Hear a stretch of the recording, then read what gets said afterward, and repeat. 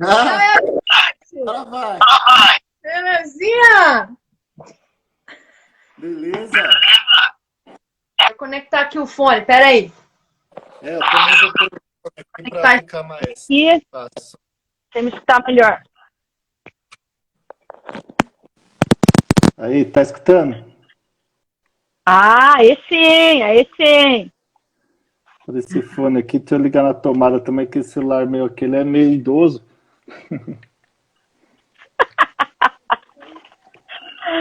Bom, enquanto você vai se arrumando aí, só vou avisar a galera. Gente, nós estamos fazendo essa live, na verdade essa live era para estar acontecendo no Insta da AP Zootecnia, junto com o professor Henrique, que está aqui na telinha comigo, dá aula na Universidade Estadual de Maringá, responsável pelo setor de ovinocultura. O Henrique veio para Nova Zelândia, ficou o quê aqui, Henrique? 6 meses? 5, 6 meses? É, por aí. Por aí. Veio Mas para já cá faz tempo, hein? para terminar o doutorado dele, né? E voltou, e aí agora está dando aula na Estadual de Maringá, na parte de ovinocultura. O Henrique é um cara extremamente é, impressionante o que esse cara consegue fazer pelas dificuldades que ele enfrentou na vida dele. É uma super pessoa, gente, uma humildade incrível, um conhecimento, querer botar a mão na massa. O Henrique trabalha bastante com extensionismo, tá? O Henrique preza aí bastante extensão dentro da parte de ensino, e eu gosto de gente assim, porque eu acho que é isso que nos falta no nosso Brasil. Mão na massa, tá lá junto com os produtores, mais o que está dentro de laboratório. Então, valeu pelo convite, Henrique. É um prazer estar com você aqui no canal, apesar de ser seu evento. Estar aqui no canal. Gente, desculpem o atraso, acabei de estar da Lida. Tentou fazer a coisa mais rápida hoje para chegar aqui nesse horário. E daqui a pouco eu já tenho que sair, porque hoje vão pesar e vai refugar os terneiros. Né? Mas isso aí, vou deixar para você então, Henrique, para você iniciar aí, falar com a galera Tá. aí, tá? E eu vou ficar aqui só na escuta esperando quando vier a pergunta. Beleza, Daiane. É... Não, só vou pedir assim, você tem mais prática aí? Vai controlando o tempo para mim, por favor. Ok. Aí, eu também cheguei agora há pouco aqui em casa, foi uma corrida também. Hoje estive lá no setor fazendo ultrassom com os alunos para diagnóstico de gestação lá das nossas ovelhas. Saí de lá super feliz hoje. Nós conseguimos um resultado muito bom, graças a Deus, diante das dificuldades.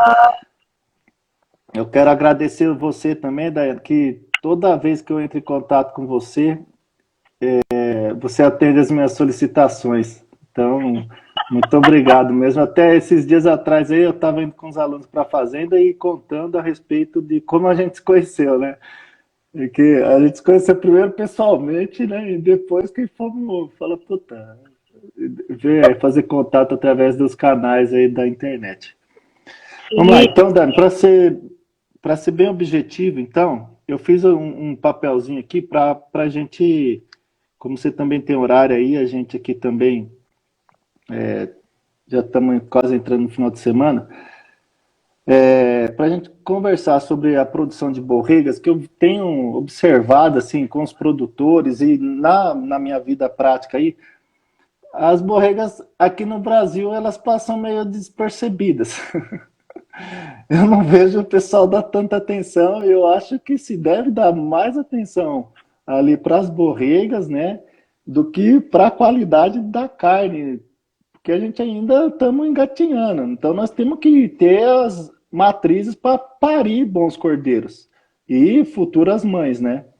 Então eu tenho me dedicado bem aqui nesse assunto, a ter, estou conseguindo um determinado sucesso lá com os meus animais e com os meus alunos, mas a gente ainda esbarra bastante na genética aqui. A nutrição até que nós estamos acertando o sistema de pastejo, manejo, mas a nossa genética, a gente vai demorar alguns anos para chegar perto de vocês. Mas nós estamos conseguindo ter partos com 12 meses. Aí eu quero assim, primeiro que a gente poderia discutir é o planejamento da estação de monta das mães dessas borregas.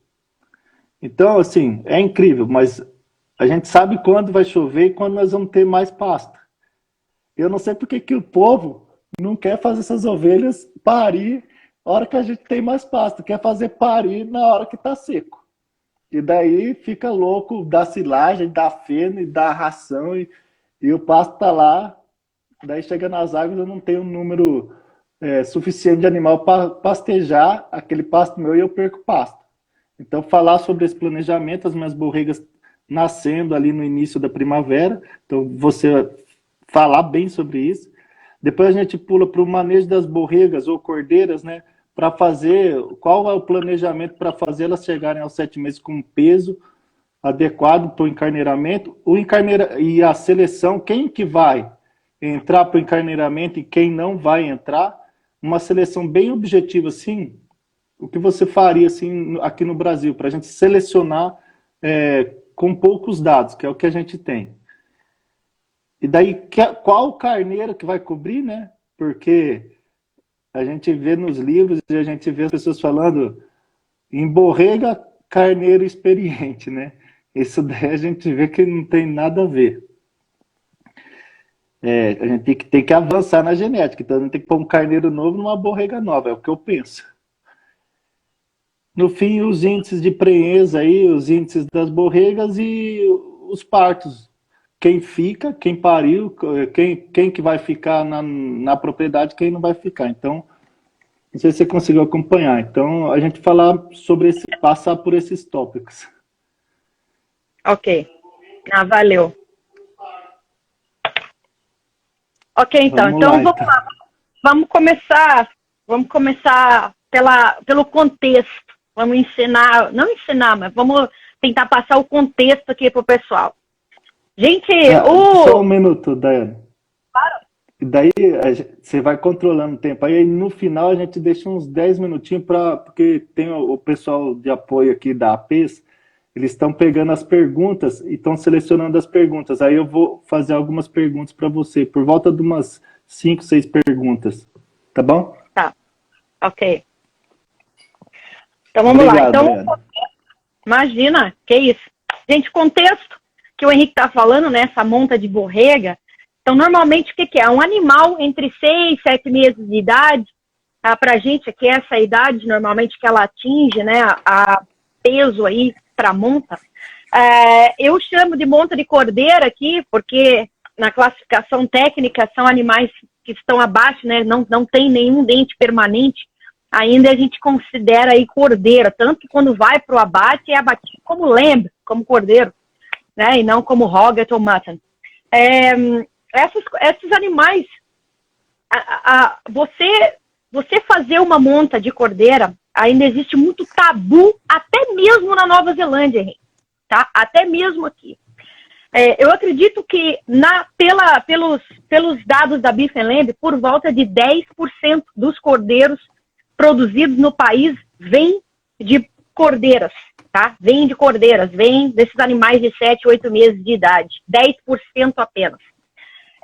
Quem faz monta de cordeira aqui é porque tem um planejamento nutricional impecável. Porque para você trabalhar a cordeira, para ela emprenhar, para ela gestar, para ela entrar em lactação, cuidar do cordeiro dela e ainda está crescendo, que é um animal que está crescendo o tempo todo, então em cima daquela energia que ela precisa para crescer, você está, não digo forçando, mas você está colocando mais uma atividade em cima, que seria no caso a gestação ou a lactação, né, até o desmame, em cima dessa taxa de crescimento que essa cordeira tem que ter, em cima da taxa de manutenção dela de apenas estar viva, respirando. Entendeu? Então, assim, para você fazer isso, você precisa ter um planejamento nutricional finindo, um ajuste extremamente fino do planejamento nutricional desse animal. Porque você não é assim, chegou no peso de monta, esqueço.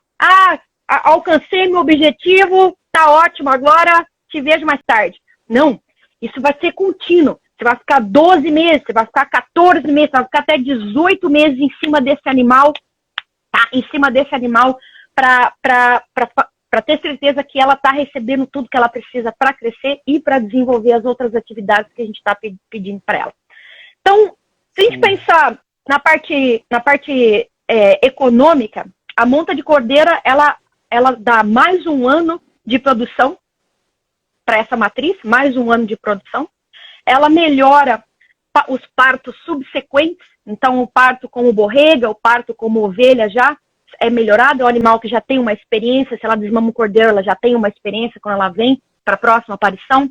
A gente vê, o que eu vejo aqui pelos dados das análises que eu faço, as parições subsequentes, principalmente como borrega, no caso aí, aos 18 meses, a taxa de sobrevivência nos cordeiros é maior nos animais que pariram como cordeiras, tá? E desmamaram cordeiros como cordeiros, então tem uma taxa de sobrevivência maior. E a gente tem um retorno aí por volta de 7 para 1 de retorno para cada, né, um investimento que a gente faz colocando essa borrega essa cordeira em monta e parindo, desmamando, a gente tem 7, né, unidades de retorno. Então é um negócio assim muito interessante se você tem planejamento nutricional acirrado em cima desses animais. Sim. Quando a gente faz esse planejamento nutricional e a gente percebe que a gente consegue durante esse período de 12 meses aí até os 18 dar para esse animal o que ele precisa, aí entra a parte de seleção, Henrique. Porque você vai conseguir trabalhar a parte de nutrição como um base e a parte de seleção vem em cima disso para você ir aos poucos melhorando, tá? É difícil a gente começar com a genética primeiro e depois a nutrição, né? E a genética, ela acompanha junto à nutrição. A diferença é que, assim, quando a gente pensa na genética, tem 2 componentes.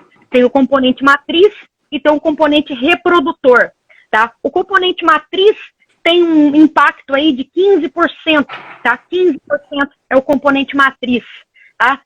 Por volta de 15% até 20%, dependendo aí. O componente carneiro entra aí entre 80% e 85%, tá? Na contribuição genética. Então, não tem como a gente fugir para a seleção, a gente depende vastamente do reprodutor, da qualidade do reprodutor, da seleção por detrás desse reprodutor, mesmo que você faça um trabalho tinindo com as suas matrizes, o fator que vai fazer diferença no ganho genético sempre vai estar vindo do carneiro, do reprodutor, porque ele vai deixar muito mais filhos numa mesma monta do que uma ovelha naquele ciclo, entendeu? Então, o impacto é bem maior. Mas você consegue, através da seleção das suas matrizes, tá? Chegar num patamar que vai te ajudar a selecionar reprodutores para que você consiga atingir os resultados aí finais e enxergando esse melhoramento pelo seu rebanho, né? Então, o que acontece aqui, gente? Normalmente, as pessoas têm... Henrique, você me perdoe, mas eu vou usar algumas comparações do sistema da Nova Zelândia. Tudo bem? Tudo bem? Você usar? Tá bom. Não, tudo bem. O meu deu uma pausada aqui, mas pode ir. Tô escutando. Vocês estão me escutando, ok. Então, assim, normalmente as propriedades aqui, gente, tem 2 tipos de rebanho. 2 linhagens dentro do rebanho. Um rebanho maternal, que eles chamam, ou de reposição. Sim. Os animais, certa porcentagem das matrizes das fêmeas nascidas são retidas, os machos e o restante das fêmeas vão para abate. E tem um rebanho, uma linhagem terminal, em que 100% do que nasce vai para abate, nada fica na propriedade, tá? Geralmente, todas as fazendas comerciais de ovinos aqui têm essas duas linhagens, tá? 2 rebanhos, na maior parte do ano andam juntos, só são separadas na monta e na parição, tá? No resto do ano estão sempre juntos. Então, do rebanho maternal ou de reposição, geralmente se segura por volta de 1/3, tá? Das fêmeas, tá? É a taxa de reposição normal, tá? Normal de um rebanho não está em ascensão, tá? Ele está se mantendo, tá? Mantendo o número... estabilizado. Está estabilizado, mantendo o número de fêmeas, tá? Que são descartadas ou mortes e assim por diante, né? Então, por volta de 1/3, a gente trabalha aí 30%, entre 30% e 33%. Há propriedades que estão já na base dos 20%, porque trabalham com análise genômica, então conseguem descartar uma vasta maioria dos animais bem antes, tá? Bem antes, lá na caudectomia os caras já conseguem, né? Se você, pessoal que não faz análise genômica, pessoal, aí demora mais, precisa segurar mais, como você sabe, para lá na frente ver quem realmente vai dar resultado. Mas vamos trabalhar esse número de 30% aí. Dessas fêmeas, a seleção dessas fêmeas começa já, como você disse, nas mães, tá? Nas mães. Então, assim, gente, não tem como a gente produzir uma cordeira de uma ovelha ruim, uma cordeira boa de uma ovelha ruim, tá? É impossível a gente sair uma coisa boa de um bicho ruim. E esse bicho ruim pode... Isso daí... Isso é uma coisa que eu falo e os alunos, às vezes, eu falo, o mal se acaba pela raiz. Então eu falo, não, os animais ruins, nós precisamos abater os animais ruins. Ah, professor, eu falei, pessoal, não é um prazer abater o animal, né? Mas a gente precisa ficar com os que são bons geneticamente. A ovelha que, quanto menos o homem pôr a mão, né, melhor é. Que se crie, né? Seus 6 meses aqui na Nova Zelândia renderam, né? Porque você praticamente entrou aí no pensamento neozelandês. Mas o que acontece, gente, é assim, por que o pessoal tem esse rebanho de linhagem terminal? Porque aquelas matrizes que não dão coisa boa acabam indo para o rebanho terminal. Então, às vezes o pessoal fala assim, Henrique, Dani, se eu descartasse todas as minhas matrizes ruins, eu fico sem matriz. Entendeu? Eu fico sem matriz. Então, o pessoal aqui também tem um pensamento de, poxa, eu tenho que tomar cuidado no meu descarte, senão eu acabo com a minha eficiência caindo, porque eu descarto a maioria dos animais mais velhos, que geralmente são as matrizes que dão os partos gemelares e assim por diante, né?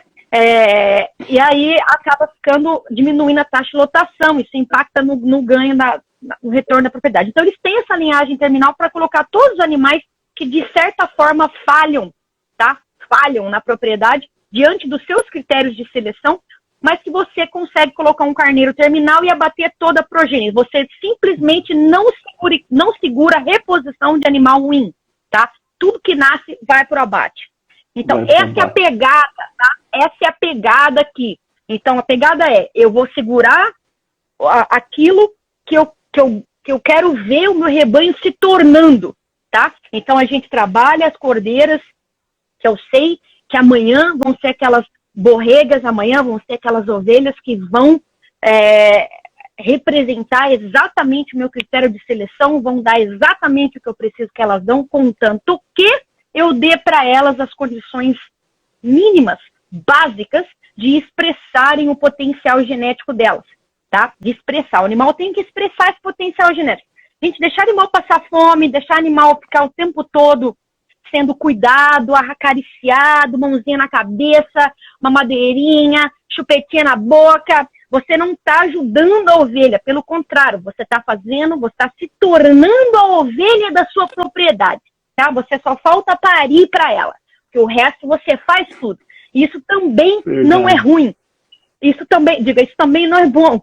Tá entendendo? Então, assim, muita interferência, muito protecionismo, isso também nos leva para baixa eficiência. Porque você precisa de mais gente, porque seu tempo é gasto mais com esse animal fazendo o que ele deveria fazer sozinho.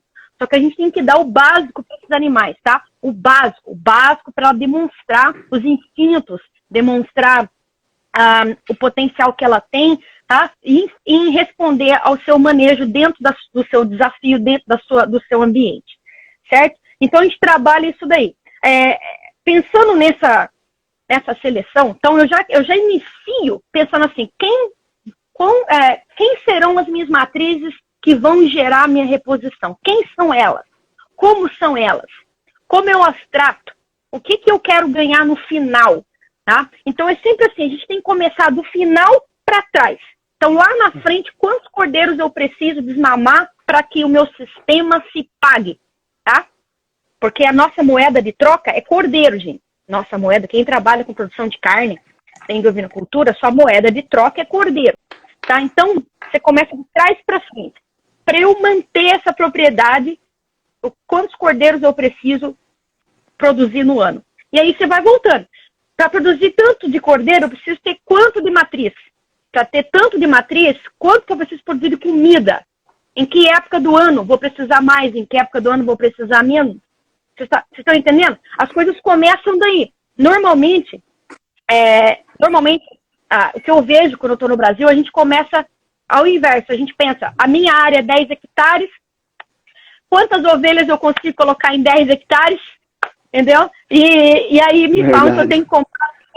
Aí eu me falo que eu tenho que comprar 200 bichos, eu vou lá comprar 200 bichos para colocar nesses 10, nesses 5, nesses 6 hectares. Pelo contrário, tá entendendo? Pelo contrário. Primeiro, quanto que eu preciso fazer para manter isso aqui rodando? Se você vai fazer aquilo sozinho, se você tem funcionário, se você não tem funcionário, se você tem cerca, não tem cerca, entendeu? O que acontece ali dentro que vai precisar mais de tempo? Então, a gente trabalha de trás para frente, nesse sentido. Né? Quando a gente pegou o arrendamento dessa propriedade aqui, quanto custa o arrendamento da terra por ano para mim aqui? $250 mil por ano é o arrendamento dessa propriedade, 250 mil. Tá? Eu preciso produzir X número de cordeiros só para pagar esse arrendamento, só para pagar o arrendamento da terra. Tá? Então, eu começo de trás para frente, pensando nesse sentido. Mas sair um pouco pela tangente aqui, só para vocês entenderem que a matriz de vocês, ela vai gerar sua moeda de troca.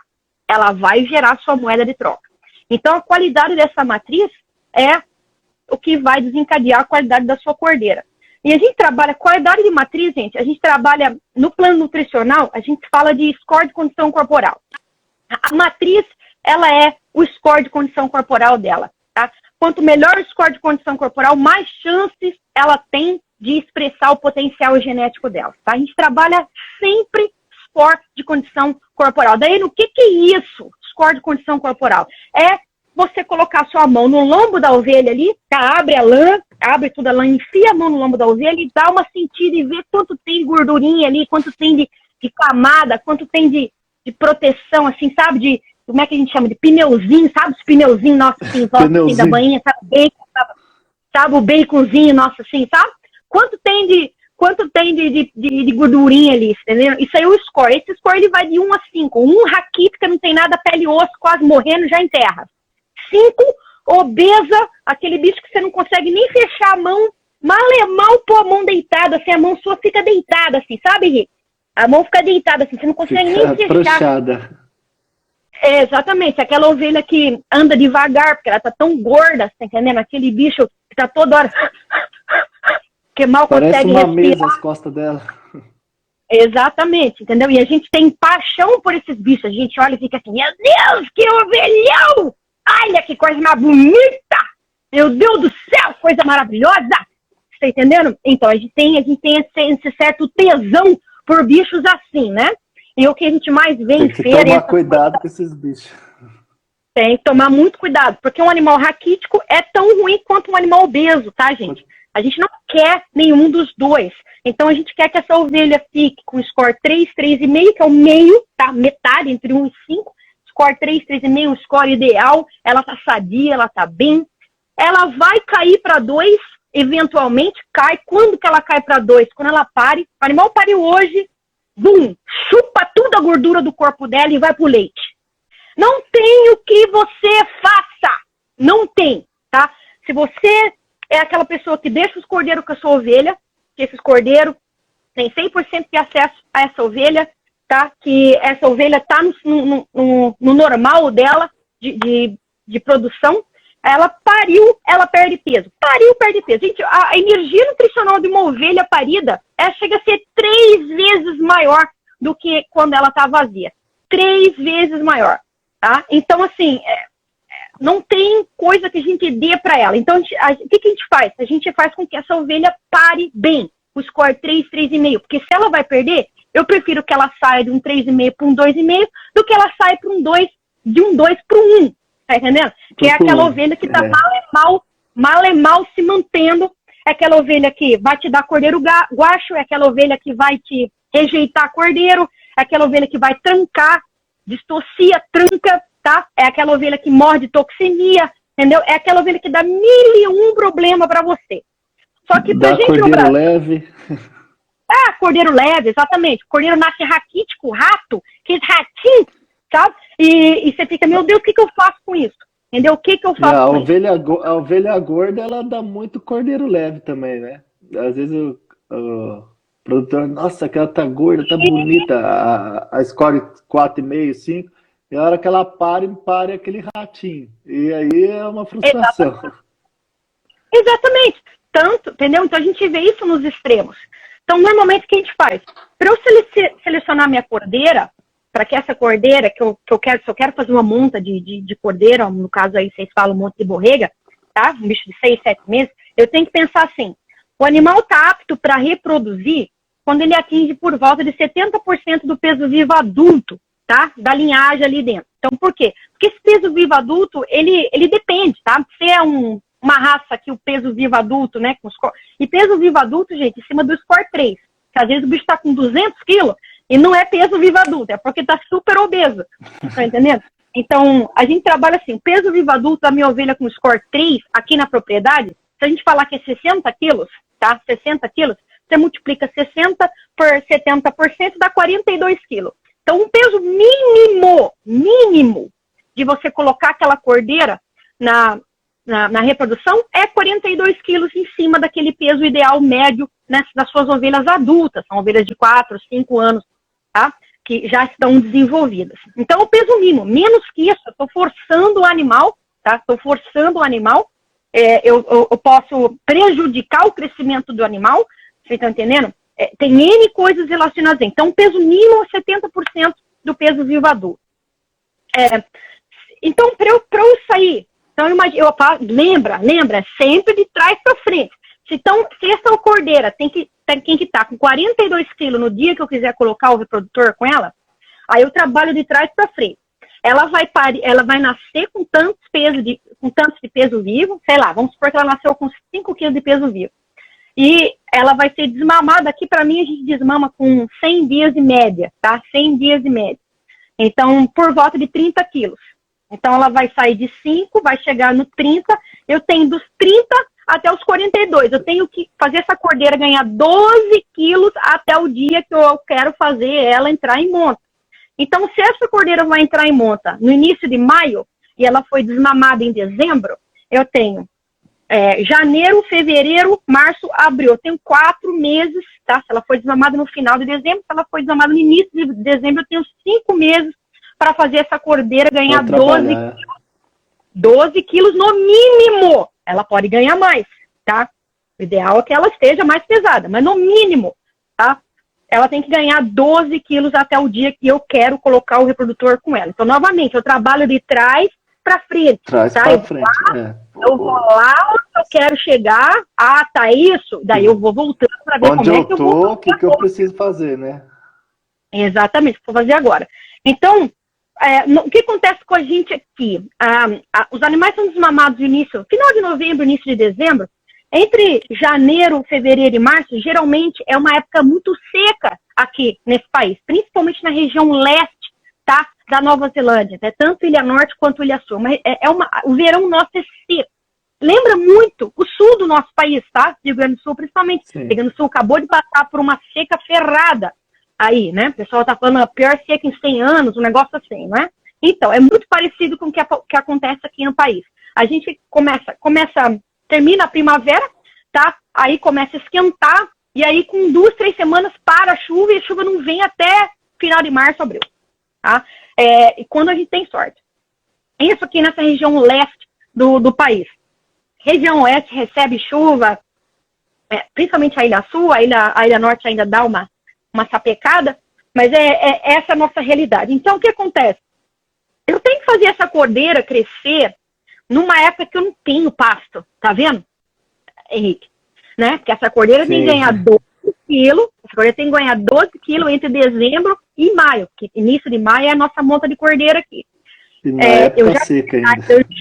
Eu já falo por que é início de maio, tá? Então, essa cordeira tem que ganhar peso numa época que meu pasto tá uma merda, para chegar em maio com os 42 quilos mínimos. Então, sabendo disso, a gente se prepara, tá? A gente se prepara para receber essas cordeiras que vão ficar como reposição para que elas tenham capacidade de ganhar peso durante a seca. Então, o que a gente faz? A gente planta forrageiras alternativas, forrageiras que resistem à seca, forrageiras que já estão aqui no mercado, que já são provadas de aguentar janeiro, fevereiro, março. A gente já planta isso lá em outubro, setembro, para quando chegar dezembro, janeiro, essas áreas estiverem prontas para as cordeiras entrarem. E elas passam janeiro, elas passam fevereiro, elas passam março, nessas áreas com essas forrageiras alternativas, onde que a gente preparou para elas, já pensando nesses 12 quilos que esse bicho tem que ganhar até maio. Tá? Chegou antes de colocar o carneiro, então 17 dias antes de colocar o carneiro, 17 dias. Daí por que 17 dias? Gente, 17 dias seguidos, assim, ó, perfeito no relógio, é o ciclo, pelo menos é um ciclo, né, que a gente, como a gente trabalha o ciclo, né, o ciclo estral do ovino, 17 dias aí, a gente coloca o reprodutor. Se você colocar por menos 14 dias, você pega você vai perder aquelas cordeiras que começam a ciclar, passar o ciclo. Tem outro momento, deixa eu te explicar também outra coisa. O primeiro cio da cordeira, ele é dito como silencioso, tá? O carneiro, o macho, não consegue identificar isso. E a cordeira, ela tem o cio dela é curto, tá? Então, a ovelha, enquanto que a ovelha fica 24 horas, 28 horas, 30 horas, né? Demonstrando o cio ali, a cordeira 12, 14. Então, é muito rápido. E é silencioso isso, tá? E é silencioso. Então, o que a gente faz? A gente coloca o rufião 7 dias antes, para esse rufião pegar duas coisas. Você meio que sincroniza naturalmente as cordeiras, que elas estão em presença daquele macho. O nosso rufião é um macho vasectomizado, tá? Vasectomizado, nosso rufião aqui. Então, a gente coloca esse rufião com essas cordeiras e ele vai pegar esse cio silencioso, entendeu? Ele vai pegar esse primeiro... Faz um efeito macho, né? Ele vai fazer com que essa ovelha cicle, com que essa cordeira cicle, e que ele vai pegar esse primeiro cio silencioso e não o reprodutor, entendeu? Para eu não gastar o reprodutor à toa, entendeu? Então, quando eu tiro o rufião e coloco o reprodutor, essa cordeira já está entrando no segundo ciclo dela, que já é o ciclo detectado pelo macho, que daí você já tem um carneiro por certo agindo em cima. Isso ajuda a concentrar os partes dessas cordeiras, tá? Concentrar. E ajuda também a esses animais a demonstrarem essa precocidade, a ciclarem, quem está ciclando. Daí, Anice, eu não tenho como fazer, eu não tenho como dar comida, eu não tenho, atenção lá na frente, eu não tenho como fazer. Você ainda consegue, gente, selecionar suas cordeiras sem fazer com que elas emprenhem. Você pode pegar um rufião, tá? Você pensa do mesmo jeito. Chegar nos 70% do peso vivo, você cata, você pega um rufião, como se você estivesse pensando, se eu fosse fazer a monta de cordeira, quando que eu faria? Né? Então, na sua propriedade. Você já pensa nisso aí. Então, eu vou fazer no final de abril, início de maio. Então, o que a gente faz? Mesmo esquema. Você prepara as cordeiras para que elas cheguem lá no peso ideal de monta, tá? E aí, no dia, você coloca o rufião, você coloca um coletinho com giz no rufião, coletinho com giz, e esse rufião vai marcar, e você vai ver as cordeiras que foram marcadas. Elas não foram emprenhadas, tá? Porque é um rufião. Mas só você tá vendo, né? Você tá vendo os animais que estão demonstrando, que estão ciclando, que estão demonstrando, que estão ativos sexualmente. Isso já é uma maneira de você selecionar suas cordeiras de reposição que vão ficar, mesmo não as emprenhando. Vocês estão entendendo? Mesmo não as emprenhando. Por quê? Gente, a cordeira que emprenha aos 7 meses, pesando 70% do peso, é aquela cordeira que no próximo ano vai emprenhar como borrega, já no início da estação. É aquela cordeira que vai emprenhar como ovelha, já no início da estação. É aquele animal São que mais você tem que encher no saco. Sabe aquele animal que você tem que dar mais um ciclo, e dar outro ciclo, e dar um terceiro ciclo, e dar o quarto ciclo, e você fica dando 250 mil ciclos para esses bichos, e esses bichos ficam retornando ao cio, o bicho não emprenha, o bicho não volta. Exatamente, entendeu? Então, assim, fazendo isso, você já está observando, selecionando em cima dos animais que estão demonstrando precocidade sexual, tá? E aí você já consegue perceber da onde você vai tirar a sua reposição. Lá nesse início aí, tá? Lá nesse início já. Então, a gente trabalha nesse período, até a monta, pensando de trás para frente. Então, por que a gente faz a monta em maio? Por quê? Porque aqui, o nosso ciclo de produção é em cima de pastagem, tá? A gente, muito raramente, dá suplementação, tá, para animais aqui nessa propriedade. Raramente. A gente não tem confinamento, a gente não tem creep feeding, a gente não coloca nada em confinamento, a gente não dá milho, a gente não dá soja, nem tem soja nesse país aqui, tá? Milho caríssimo, silagem caríssima, tá? Seria muito silagem para gado de leite, em lugar que é irrigado, um negócio louco, tá? Aqui nossos animais estão nos morros, montanhas, 70% dos cordeiros da Nova Zelândia vêm de regiões montanhosas, ó, se você não consegue colocar um trator. Então, o que a gente faz? A gente trabalha o nosso sistema de produção em cima do nosso ciclo de crescimento de pasto, tá? Porque o pasto é o principal alimento. O ciclo de produção de pasto aqui pra gente, ele acontece, tá?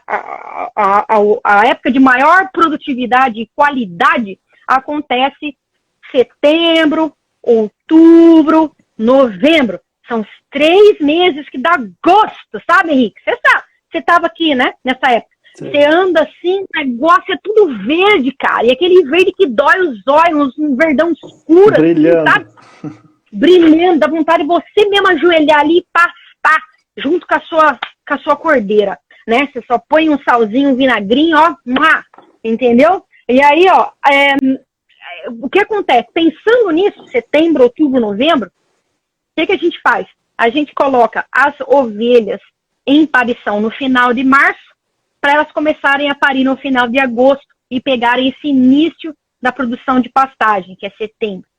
As cordeiras entram no final de abril para início de maio, para elas pegarem o final de setembro, início de outubro. Quando chega no pico, sabe? Mas o pico de produção de pasto, entendeu? Aí as cordeiras estão parindo. Então é aquela época do ano que eu tenho pasto saindo pelas orelhas dos bichos, e é quando realmente esse bicho vai estar precisando exatamente daquilo para poder continuar em fase de lactação, que são as primeiras 4, 5 semanas aí, entendeu? Que ela vai sugar, a gordura do corpo dela vai ser sugada e tudo aquilo vai ir pro leite, cara. Tudo aquilo vai pro leite. O animal que é selecionado para taxa de crescimento, como a gente seleciona aqui, indiretamente você está selecionando produção de leite, cara.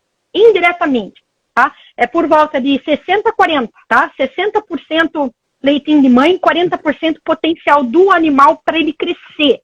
Peso ao desmame, tá? O nosso peso ao desmame é com 100 dias. Se você faz um desmame com 45 dias, aí praticamente 100% do seu peso ao desmame é leitinho de mãe. Vocês estão entendendo? Leite. Se você não trabalha creep feeding, ou se o creep feeding é só para dar aquele gostinho inicial para acostumar bicho depois, praticamente quem está ajudando ali aquele cordeiro a crescer é o leitinho da mãe, gente. Leitinho da mãe é uma coisa muito negligenciada no Brasil. A gente negligencia, a gente dá valor para milho, mas não dá valor para o leite da ovelha, cara. Você entendeu? Mas isso me dá uma angústia, uma agonia. A gente sabe fazer ração, a gente faz tudo, cara. A gente paga 200 mil no creep, paga não sei o quê, faz tudo e negligencia leitinho de ovelha, cara. A gente nem pensa no leitinho. Tá lá praticamente de graça, né? Praticamente de graça, 99% absorvido pelo cordeiro, 14 megajoules de energia, fora proteína, fora todos os minerais, fora todos as imunoglobulinas que o animal recebe para ajudar ele a crescer, a lutar contra os intempéries, a lutar contra bactéria, vírus. Vocês estão entendendo? A gente negligencia isso pra caralho no nosso país. E a palavra é essa, gente, é pra caralho, não é pouco, não. Não é pouco, não. Aqui... assim, de arrancar os cabelos, tá entendendo? De arrancar os cabelos. E assim, eu vejo muito o produtor falar, não, mas que lá na Nova Zelândia é outro, é isso, é aquilo. Mas eu tenho feito aqui, Daiane, exatamente do jeito que você está falando, só que as adaptações para as nossas condições. Sim. Claro que nossa genética ainda está caminhando algumas coisas, toda a dificuldade que a gente tem no setor público, mas isso deixa de lado. Mas estamos tendo sucesso. Eu tenho outro professor que trabalha comigo, o Fábio Cortes, da Agropastar, e nossa senhora, a gente tem trabalhado ali e ele também falou, ó, Henrique, nós temos que priorizar o leite da ovelha. Eu falei, com certeza. E esse ano que passou, nós não demos nada para esses cordeiros. Foi leite de ovelha, o leite da mãe.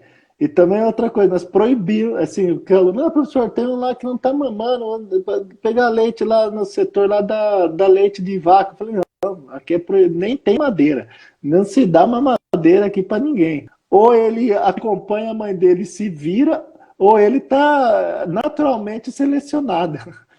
Então, nossa, os cordeiros saíram maravilha, desmamamos com idade aí média de 100 dias, e tivemos aí cordeiros abatidos aí para o nosso sistema aqui, por volta de 5 meses de idade, totalmente a pasto, claro, só que nós fizemos uma suplementação nesses cordeiros, né? Porque nossa pastagem aqui tem muito menos energia e proteína do que a de vocês. E as nossas borregas, esse ano nós tivemos borregas emprenhando do ano passado, então, né? Que emprenhou na estação de monta lá de 2019 com 7 meses, pariram, e hoje eu fiz ultrassom lá com as minhas alunas, lá com o pessoal do Green Chip lá, no setor, fizemos até uma livezinha lá, deu uma prenhez excelente das ovelhas, que é isso que você disse.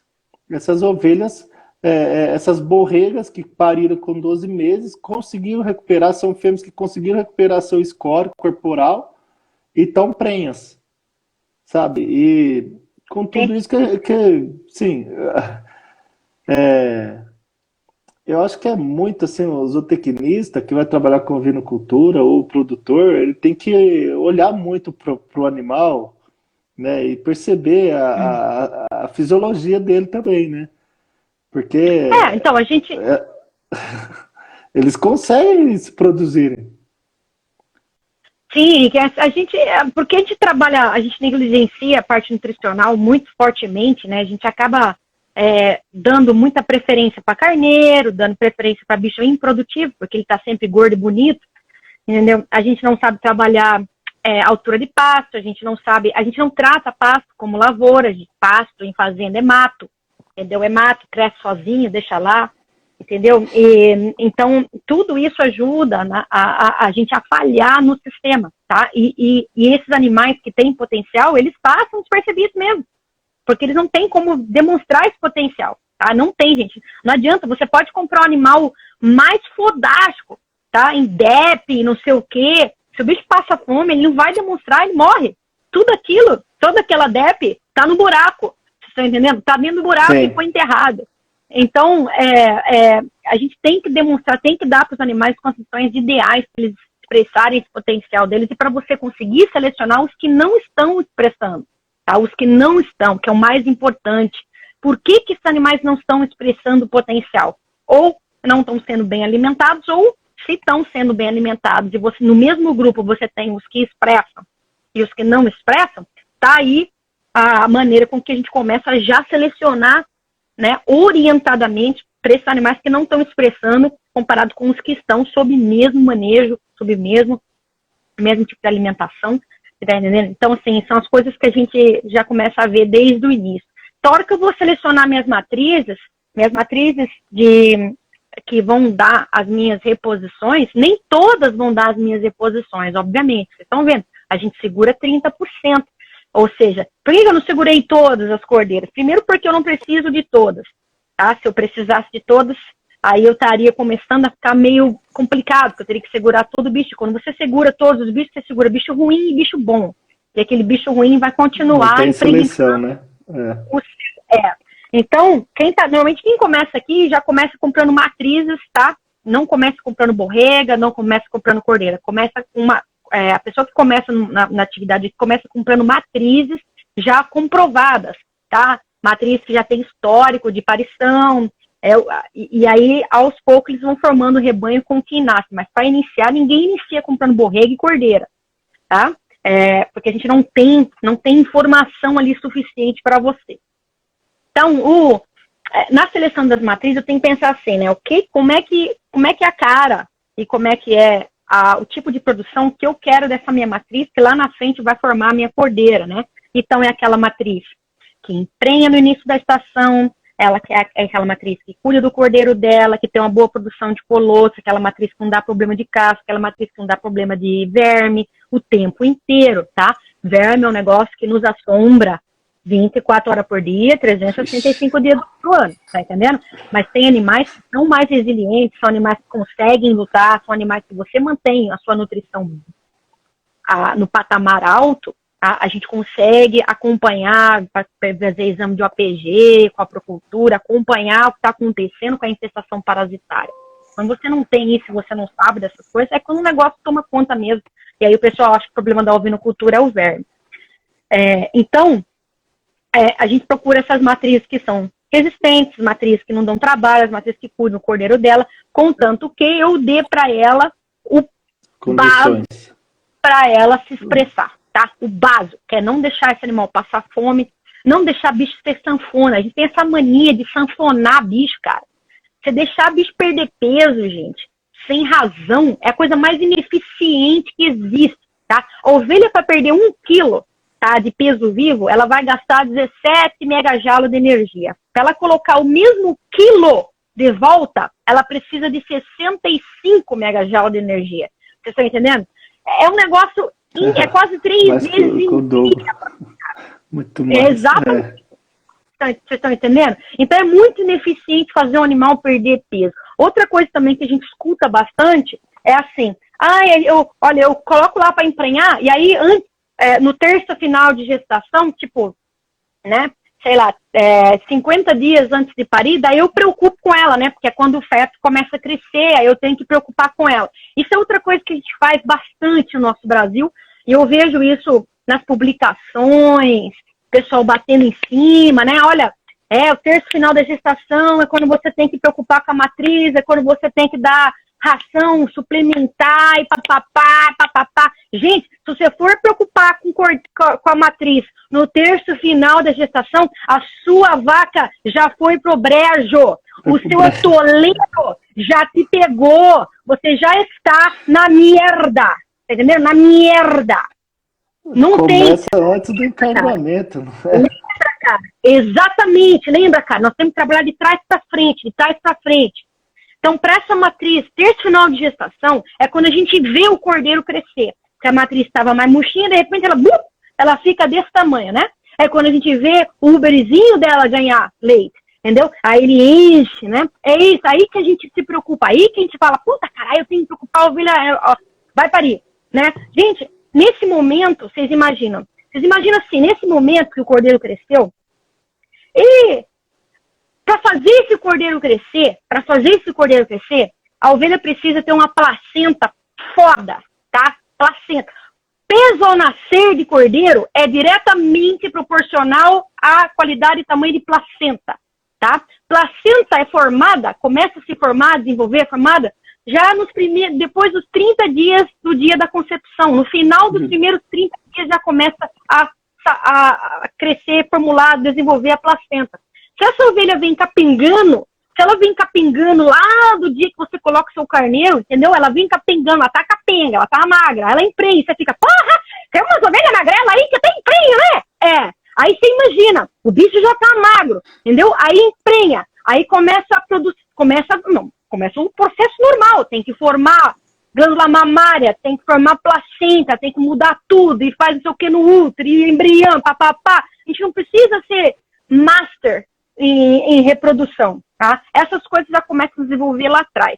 Então, se a ovelha vem capengando desde o início, a placenta dela vai ser pequenininha, a placenta não vai crescer, a glândula mamária não vai se desenvolver, você tá entendendo? E aí, a hora que chega lá no final, quando o feto realmente cresce, lá no final do terço de gestação, não adianta você entuchar esse bicho de suplementação, porque a placenta já é pequena, a placenta não vai. Esse cordeiro não vai crescer mais. Já foi pro brejo, né?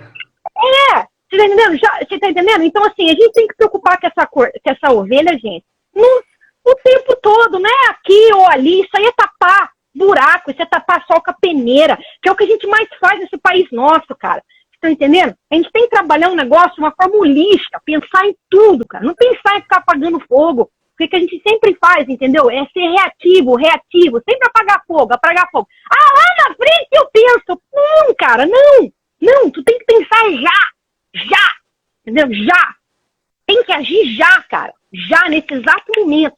Porque essa ovelha que não quer saber de cordeiro, essa ovelha que dá cordeiro rato, é aquele animal que tá desde o início ali na capenga, você entendendo? E você forçando, e você em cima, e você... Entendeu? Então, assim, é muito difícil a gente sair desse círculo vicioso. É muito difícil a gente sair desse círculo vicioso. Então, a gente negligencia a matriz logo aí. Logo aí. E aí, depois a gente começa negligenciando várias outras coisas, pensando só em CRIP, suplementação, como o leitinho da ovelha, tá? Leitinho da ovelha, cara. Pensa assim, ó, leitinho da ovelha. Cordeiro tem que levantar e mamar em 20 minutos, cara. Se o cordeiro não levantar e mamar em 20 minutos, a chance dele morrer é de 75%, tá? Se ele não levantar e mamar em 20 minutos. Se ele tiver no dia que tá chovendo, no dia que tá frio, aí é pior ainda, cara. Aí ele tem que levantar e mamar em 10 minutos. Então você quer que essa ovelha foque 100%. Essa ovelha tem que focar 100% do tempo no cordeiro dela, cara. Ovelha com fome, ovelha que tem parto distóxico, ovelha que nasce cordeiro rato, cara. Essa ovelha, ela pare. Ela não quer nem saber de cordeiro, cara. Pensa você, entendeu? Pensa você. Se põe você no lugar dessa ovelha, entendeu? O bicho entalou tudo, você passou um danado aí, chegou um barbudo lá, o Henrique Barbudo, enfiou a mão dentro de mim lá pra arrancar esse negócio aí, cara. Sofri pra cacete, a hora que nasceu que negócio caiu lá. Você acha que eu vou querer saber de cordeiro, cara? Eu não quero nem ver cordeiro. Eu tô com fome, cara, eu não quero nem saber de cordeiro, não. Tira essa porcaria de perto de mim, cara. Tira isso aí de perto de mim. Eu não quero saber disso, não. Tá entendendo? E a gente fica com esse pensamento, ai meu Deus, por que essa ovelha rejeitou esse cordeiro, cara? Né? Aí a gente fica com dosinha de cordeiro, daí a gente fica com, essa ovelha aqui, eu vou dar mais uma chance pra ela, tá, entendeu? E aí você repete o ciclo, você faz de novo, ano que vem você continua e a gente vai continuando no atoleiro, entendeu? Quanto mais a gente mexe assim, mais você vai atolando, tá entendendo? Até chegar no momento que você fala assim, viu? Oi. Viu, Daiane? Só aqui para o pessoal aqui tá me avisando aqui que tá faltando 10 minutos. Ah, é? Já? Eu tô olhando aqui. Tá bom, tinha mais 2, mas beleza. Vamos mudar, vamos então para as perguntas. Então, deixa manda aí. ver aqui eu não consigo ver. O pessoal aqui. Ele mandou as perguntas aí, Evandro. Deixa só mais uma coisa que o pessoal está pedindo para salvar no IGTV. Você conseguir aí? Pode deixar, tá pessoal. Bom? Daí, para o pessoal da PES lá ter acesso. Então, tem uma pergunta aqui. Os palestrantes acham da metodologia de balança de massa. Vocês a utilizam? Foi o Luiz Felipe que mandou essa pergunta. Imagino que seja o balanço de massa verde da forrageira, será? Que é isso que ele quis dizer? O que você acha da metodologia de... balanço de massa. Aí você mede a massa através do stick, né? A massa da pastagem. Sim. A gente faz o controle de entrada e saída, tá? O que eu vou deixar de resíduo o tempo inteiro, gente, o tempo inteiro. Então, eu sei o quanto que eu estou produzindo de matéria seca por hectare, o quanto que cada animal precisa, cada categoria, quanto que a cordeira precisa para se manter, para crescer e para gestar. Entendeu? Ela precisa de X quilos de matéria seca por dia. Quanto que eu tenho nesse pasto aqui? Tenho tanto. Quantas cordeiras eu tenho? Por quanto tempo esses bichos conseguem ficar para que eles comam isso e ainda deixem tanto para trás. Então, a gente faz isso o tempo inteiro, tá? O tempo inteiro. Não tem como você não acompanhar quanto que você está produzindo pasto, qualidade desse pasto, quem está comendo o quê, porque você dá um pasto bom com uma ovelha vazia, isso é a maior perda de tempo seu. Eficiência zero, tá? O animal, a cordeira em monta, a cordeira em gestação e parição é a prioridade nossa aqui. Na sequência vem as ovelhas e as borregas, que estão parindo, gestando, na sequência vem as ovelhas de parto múltiplo e triplo, depois vem as ovelhas de parto simples. Tá? São as últimas que a gente presta atenção nelas. São as que pegam assim, os piores pastos. Aqui lá no morro, no meio do nada, tá entendendo? Porque elas não pagam as contas. Então, a gente não investe nesses animais. A gente vai investir nos animais de parto duplo, triplo, cordeiro e borrega. Tá? Para a ovelha com um cordeiro só, pelo amor de Deus, se ela não cuidar de um cordeiro só, tá? Ela não entra, ela não serve para esse sistema. Ela pode ser animal de santuário, animal de zoológico, entendeu? Mas dentro do meu sistema aqui, ela não entra. A gente faz. No sistema não tem chance. Próxima né? pergunta, manda aí. Não, aqui manda aí. também a gente controla. Tem algumas perguntas aqui que você já respondeu no discurso aí, que é a questão de qual a porcentagem de borregas que seguram, né? Uma pergunta que eu vi aqui, Daiane, que o pessoal deu uma travada aqui meu WhatsApp agora, o menino estava mandando aqui pelo Zap, mas enfim, uma pergunta que eu vi, a porcentagem de prenhez das borregas, das cordeiras, né, de 7 meses aí para vocês, a gente chama de cordeiras, qual a porcentagem de prenhez que vocês têm? Eu tenho 80%. Ter acontecido. No momento, a gente está com 85% de prenhez nas cordeiras. Tá? 85%, 15% de vazia. Aí dessas 85% que emprenham, eu tenho 51% de parto gemelar, tá? E 49% de parto simples. E dessas que emprenham, a gente desmama por volta aí a gente desmama 120%. De cada 100 cordeiras colocadas em monta, desmamou 120 cordeiros. Dessas cordeiras. Tá? Então, esses são os nossos índices aí. Você não tá falando com ele? Tá. Mandaram mais perguntas aí? Não. Deixa eu... Então... Uma pergunta lá com qual frequência faz o APG. Tá. Uma pergunta mandou aqui meio fora, mas com qual frequência faz o APG, né? APG? Vocês fazem o APG... O APG a gente tem a época do ano que o APG precisa ser feito mensalmente, que é início de outono, tá? Março, abril, maio, então a gente faz todo mês. De dezembro até no verão o APG é feito a cada 2 meses e no inverno também, depois da aparição a gente não faz até o desmame, aí seria 3 para 4 meses, mas depende da época do ano. Vai acabar aqui para mim... Mas não faz o rebanho... Sim. Peraí, vai acabar aqui, eu vou entrar de novo, tá? Só pra gente responder as perguntas, ok? Tá bom, beleza. Aí você consegue salvar essa, por favor. Eu volto. Tá, vou salvar. Tá.